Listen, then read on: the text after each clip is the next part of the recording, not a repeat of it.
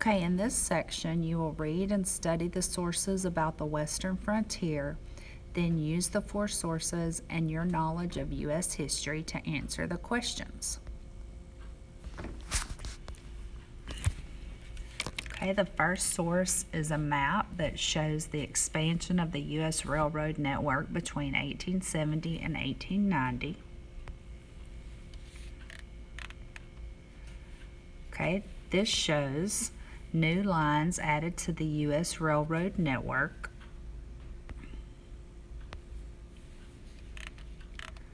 Okay, source 2 shows an image, "I Feed You All," copyright 1875.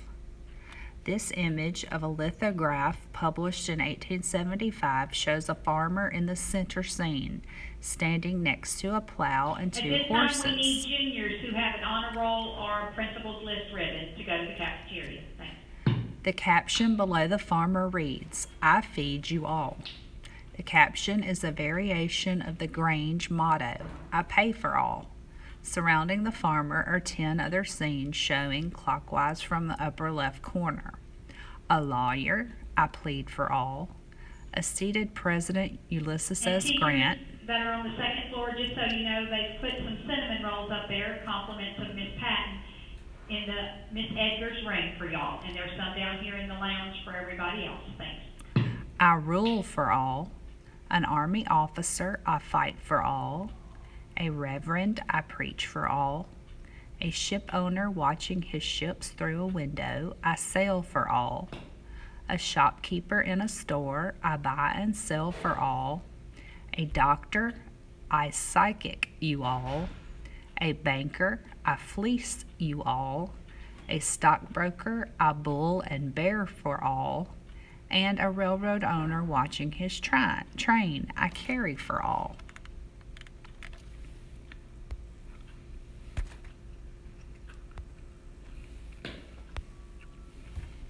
Okay, this is an excerpt from the People's Populist Party platform. This excerpt is from the Populist Party platform, often called the Omaha Platform. The party was established and issued its platform in 1892. We declare, first, that the union of the labor forces of the United States shall be permanent and perpetual. Second, wealth belongs to him who creates it, and every dollar taken from industry without an equivalent is robbery. If any will not work, neither shall he eat. The interests of rural and civic labor are the same. Their enemies are identical. Finance. We demand a national currency, safe, sound, and flexible, issued by the general government only, a full legal tender for all debts, public and private. We believe that the money of the country should be kept as much as possible in the hands of the people, and hence we demand that all state and national revenues shall be limited to the necessary expenses of the government, economically and honestly administered. Transportation. Transportation being a means of exchange and a public necessity. The government should own and operate the railroads in the interest of the people. The telegraph, telephone, like the post office system, being a necessity for the transmission of news, should be owned and operated by the government in the interest of the people. Land. The land, including all the natural sources of wealth, is the heritage of the people. All land now held by railroads and other corporations in excess of their actual needs should be reclaimed by the government and held for actual settlers only. Expression of sentiments. Resolved that we cordially sympathize with the efforts of organized working men to shorten the hours of labor and demand a rigid enforcement of the existing 8-hour law on government work. Resolved that we commend to the favorable consideration of the people and the reform press the legislative system known as the initiative and referendum.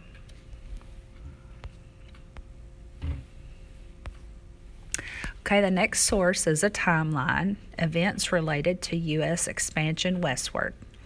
1862, Congress passes the Homestead Act and the Pacific Railway Act. 1867, farmers establish the patrons of husbandry, the Grange. 1869, the Transcontinental Railroad is completed. 1873, a financial crisis creates an economic depression. 1874, Joseph F. Glidden invents barbed wire. 1878, Congress passes the Bland-Allison Act requiring the U.S. Treasury to buy silver and mint silver dollars. 1887, Congress passes the Interstate Commerce Act. 1890, Congress passes the Sherman Silver Purchase Act, increasing the amount of silver currency in circulation. 1892, the Populist Party issues its platform. 1893, Congress repeals the Sherman Silver Purchase Act. 1894, Pullman strike shuts down railroad traffic in much of the West. 1896, William Jennings Bryan gives his Cross of Gold speech. So, the questions follow. Using source 1, which statement best explains how changes in railroad networks affected cattle kingdoms? The expansion of railroad networks enabled ranchers to transport cattle to the east and expand into new markets. The development of railroad networks reduced the need for ranchers and farmers on the Great Plains. The expansion of railroad networks increased available land for cattle drives and the open range. The development of railroad networks started land disputes between cattle ranchers. Okay, the next question. Which statements would most likely have been supported by the illustrator of the image in source 2? Select the 2 correct answers. Bankers were allies of farmers. Farmers were the most important members of the economy. The military failed to protect farmers. Eastern banks took advantage of farmers. Stockbrokers made money for farmers. The president supported the interest of farmers over others.